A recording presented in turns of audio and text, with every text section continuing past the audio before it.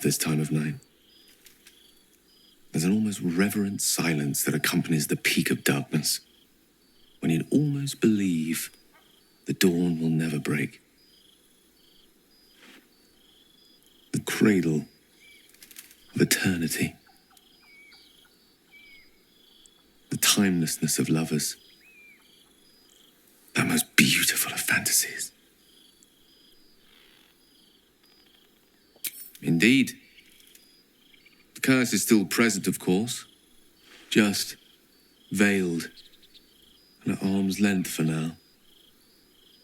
Not a trick I can repeat often, but tonight is different. This may be my last night alive. I wanted it to be under a canopy of beauty and wonder, and with company to match. I thought this place might bring me peace. I thought it might make the weight of what I must do feel a little lighter. But I'm not so sure.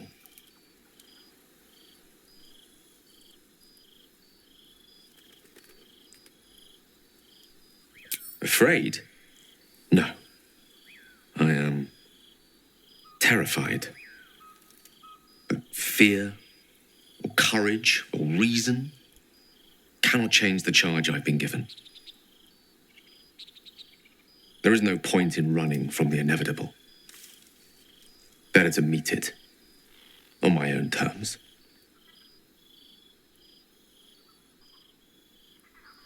One moment with you could sate me for a lifetime and prize the fear from my heart. I'm so very glad you came to share this with me. I know this is all unreal, but I created it for you. You must know that you're very special to me. If things were different, if we were home, I'd have taken time to do things properly, to say it all better. But time is short. I'm in love with you.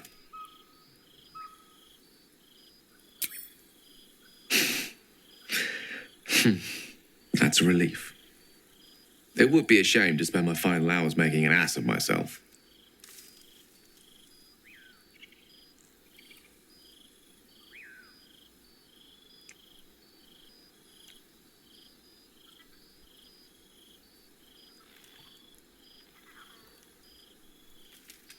Not if I have any say in the matter.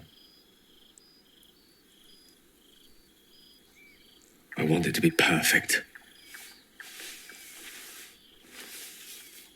To bond with you in the way the gods do, intertwining our spirits in visions of the weave.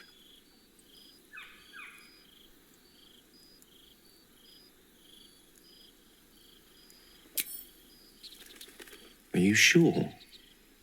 I could conjure up any sight that you could dream of, and a few you could not. I could use the weave to make us feel sensations beyond reckoning.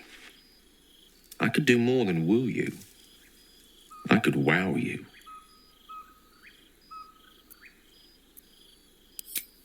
How about the perfect night in Waterdeep? Yes? Let's imagine how it would be.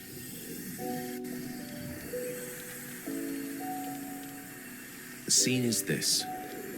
You and I stand in the room that is the center of my universe. Sculptures, the paintings, the walls livened by the spines of 1,000 books. The grand piano plays the Lyrian suites all by itself, and as we look out beyond the arches that lead to the terrace, we see the weary sun take its daily dive into the sea.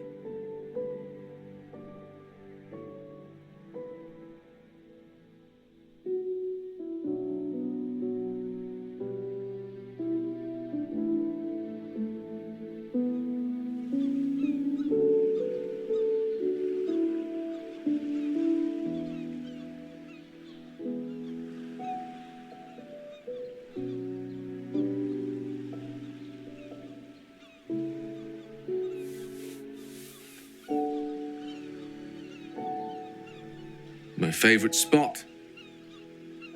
Many times, evening turned to night and back to daybreak once more while I sat here, lost in words.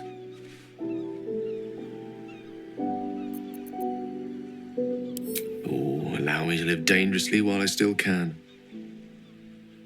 This one here is called The Art of the Night. It details the first 1,000 nights of a newlywed king and queen. They turned everything they did into an art. The art of conversation, the art of taste, time-honored and newly acquired. The art of the body, the exploration and acceptance of the self and the other. The art of the night itself. They say we take a page from their book.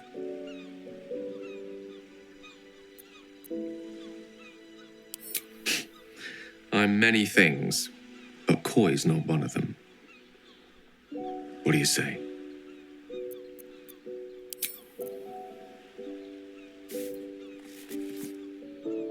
The stars will be our bed. Come here.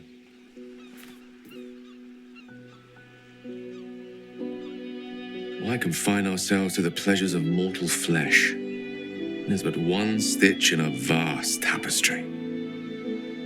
Let me show you more.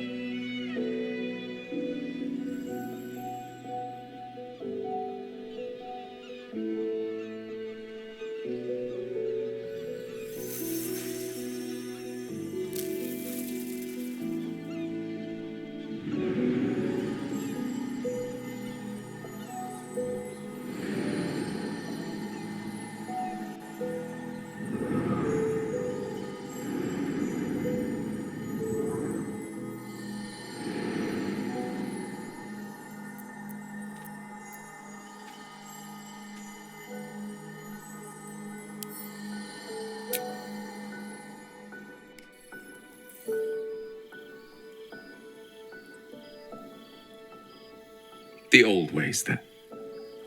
If that is what you wish, so be it.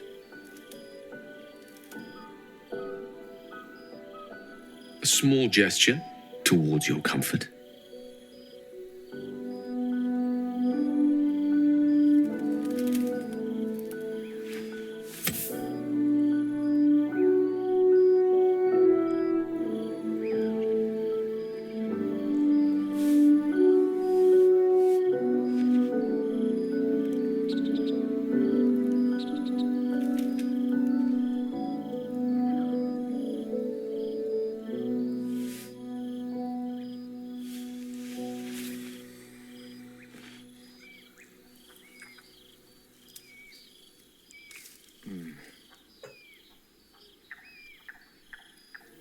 I have such a headache. I wanted to talk to you about our night together. Have you ever walked to the very edge of a great precipice and shuddered at how easy it would be to step into the void? Ever since Elminster told me of Mistra's expectations of me, it felt like I've been walking along such a cliff face. The great drop to nothingness never out of my sight. But you led me away from the edge. Without your words, your touch, I fear I would have sought purpose and solace in that void. It reminded me what living can feel like.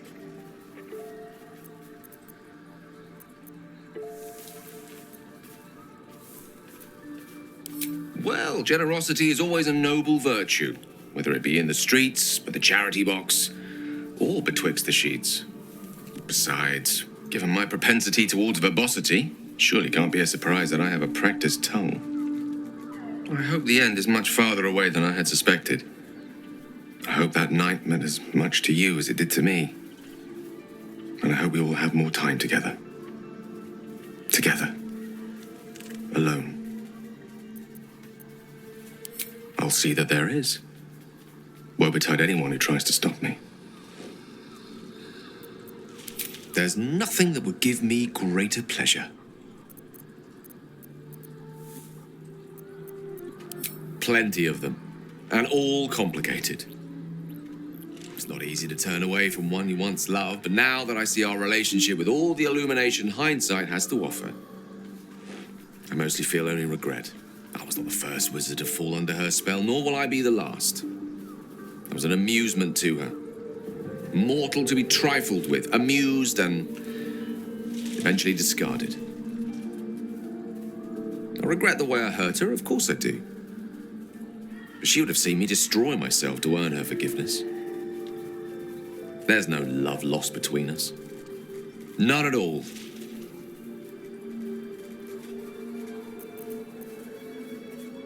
I'm many things to many people, but I'm never a man to throw the L word around lightly. I said exactly what I meant. I love you. You should never, never doubt that.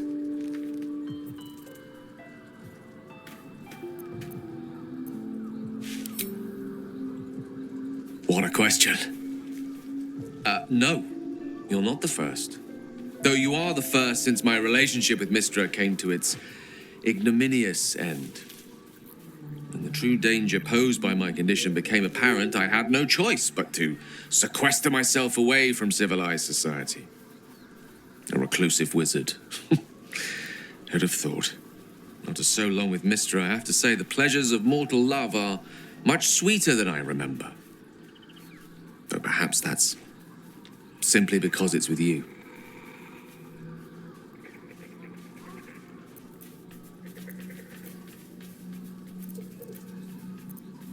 Grateful, mostly. For meeting you. For having someone who cares that I'm here, alive, and not reduced to a cloud of netherese vapor. Someone apart from my Tressim, that is. You must know, our relationship is the brightest spot in our otherwise bleak endeavor. To know you love me for the man I am and not the magic I command. None have loved me so purely before. You are everything to me.